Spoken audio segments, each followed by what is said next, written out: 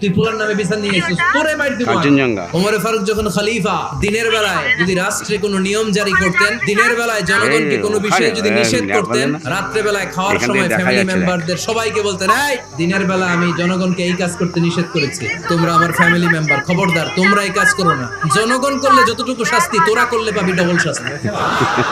আমাদের নেতারা ওই বাড়ির বিচার, ওই বাড়ির মাইয়ার বিচার, ওই বাড়ির পোলার বিচার, নিজের পোলা গাঁজা টানে আসরে নাই, দেখতে পাচ্ছিস নিজের মেয়ে অপরাধ করে আসরে নাই। হ্যাঁ কি নেতা ছিলেন ওমর ফারুক, নিজের ছেলেকে 80টা ব্যাট মেরেছেন। ওমর ফারুক রাদিয়াল্লাহু তাআলা আনহুর ছেলে আব্দুর রহমান ছিলেন মিশরে, ওখানে নাবিজ খেয়েছিলেন। নাবিজ হচ্ছে আরব দেশের লোকেরা দুধের মধ্যে শক্ত খুরমা রাত্রে বেলা ঢেলে দিত, ঢেলে দিলে সারা রাত ওই খুরমার রসটা দুধের সাথে মিশে দুধটা লাল হয়ে যেত। এটারে সকালবেলা খেত, খুব সুস্বাদু, এটাকে বলে নাবিজ। কিন্তু এটা রাতে ভিজালে সকালেই খাইতে হয়, রেখে দিলে আবার একটু সমস্যা হয়, এটা অনেকটা তারির মতো হয়ে যায়, মাতলামি চলে আসে। তো ওমর ফারুকের ছেলে নাবিজ